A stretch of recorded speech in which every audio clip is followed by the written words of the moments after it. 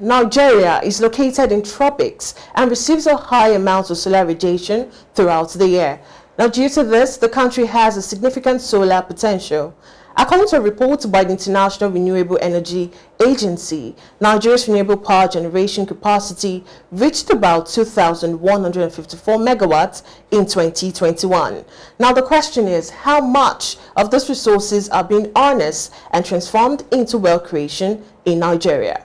Today on SME Up, we'll be delving into the renewable energy sector to get more insight into the economic activities and how profitable the sector is. I'm being joined by an expert by name Ogunshina O. Elizabeth. She's the Technical Director, Legal Energy Limited. Thank you so much for joining us. Thank you for having me. All right, so let's go straight into it. So we understand that the renewable energy sector is actually growing in fast pace because of the epileptic, power supply in Nigeria. That's true. So explain to us, what is renewable energy? In a simple term, renewable energy is an energy from a source that cannot run out. That's the word renewable. The source in itself is self-sufficient. You can't outuse it. For example, the sun is a source of energy and it's functionally reliable. There's no amount of energy we draw from the sun that we can actually exhaust the sun. So it comes back into the circle and the word renewable. So that's in a simple term. Are there types of renewable energy? Oh yeah, there are types of renewable energy. Like I mentioned, the energy from the sun, it's when it's tapped, it's called solar energy. Then we have the one from the wind. Those are basically the most common types. Then we have the wind. We have the one from biogas, which people are also trying to go into now, even as much as possible. You know why we're all trying to go into this renewable energy, apart from the abundant availability of the source. For example, the sun, the wind, we also want to bring back our waste, want to also generate power, energy from our waste. And that's where we go to the biogas. So basically, those are the major ones that we run now. Now, let's talk about geographical location. Where does this kind of business actually thrive? Oh, wow. I think from your introduction again, we have all these resources in abundance, almost everywhere. And it's been said jokingly that Africa is a sun continent. We have it in abundance. So basically, in any African countries, renewable energy in terms of the solar now will thrive more. And when we come down to Nigeria, we have it everywhere. In fact, that's what everybody is tending to. Even though the renewable energy won't be able to serve everybody, and depending on the load capacity you're expecting from it, but at least it's what everybody is the future of alternative energy. So what drove you into this kind of business? Because we have loads of business, that are actually familiar to people. So why renewable energy? Okay, actually, I started from diesel generators. Okay. I've been known as a diesel generator expert. I've been in this line for about over 15 years into the line. And I guess my passion that made me go into this is when we say energy in Nigeria, as per the alternative power supply, we all know that the power from the grid, from the national grid, it's not available. And when it's available, it's epileptic. And we have businesses, we have especially the SMEs, that the soul of their business relies on this. And so many businesses has been crumbled, so many businesses are gone because you can't run most businesses without this power system. So, and another thing I discovered is there is this high expenses in maintaining all these alternative power supply. Take diesel engine, for example. If you have quacks manage your generator, you tend to spend more money from your profit you're trying to save. So my passion to going into it is to reduce the cost of operation for SMEs in particular. while you're using your alternative power source. So I think that was my drive into this energy sector at all. So let's look at the running capital when you actually wanted to dive into this business. How much of capital was gulped into it? Actually, the renewable energy is a vast field, and then you can come in at your level. Okay. So it doesn't have to be, you don't have to have certain millions of naira, depending on your target markets. So if you're targeting industries, say, so to speak, the homes that use it in high capacity, or businesses that use a high capacity, then you go in it with more, that's more demanding. But if you want to start from the household use, we have like the ones that are common in most remote areas, where you have just what can power the bulbs, not necessarily a fan, In the remote areas, the most important thing to them is the light when it's dark.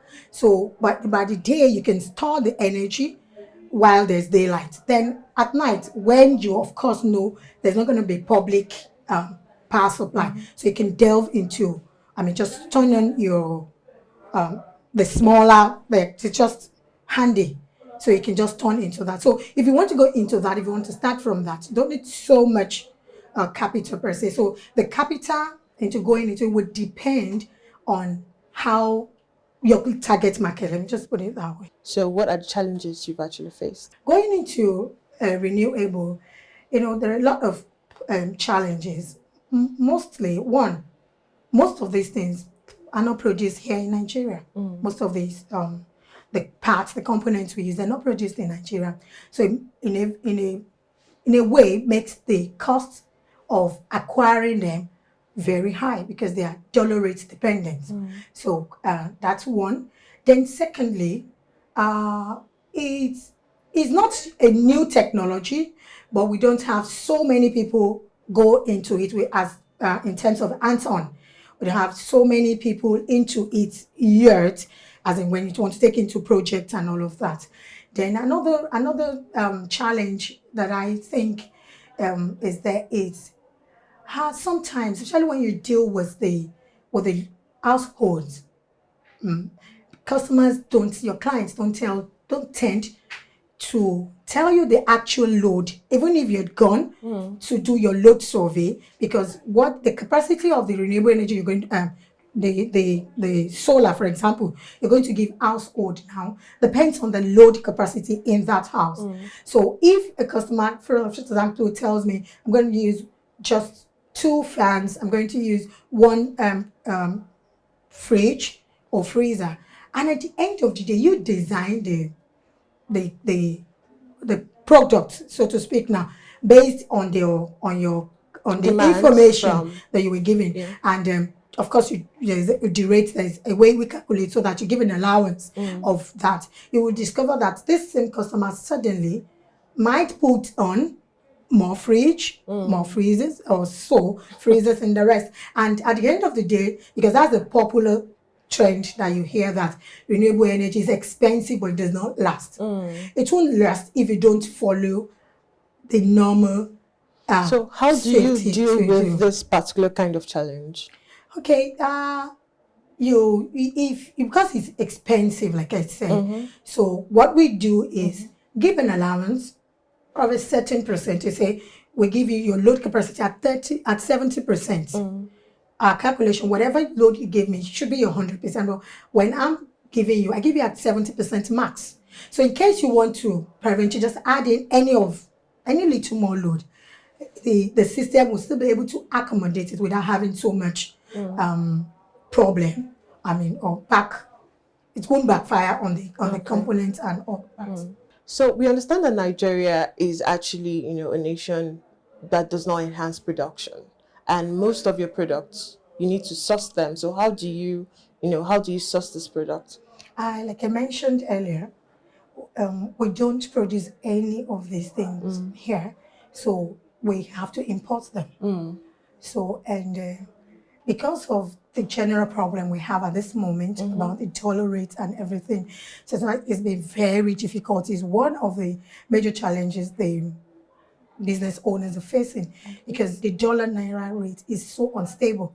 you can't really, you don't know what would happen next tomorrow. So in giving out the quotations, in buying and stocking, you just have to tread with care.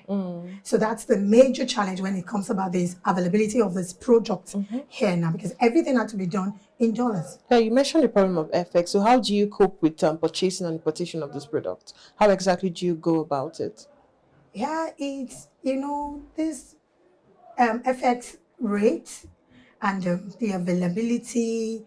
Thank God, it's getting better as in terms of the availability of the FX. So on the long run, it's a major factor. It plays a major role in bringing this thing from the payment for the product, the bringing as the transportation of the products down to Nigeria, the clearing, everything, the clarifying, but the transportation, everything has to be done in dollars.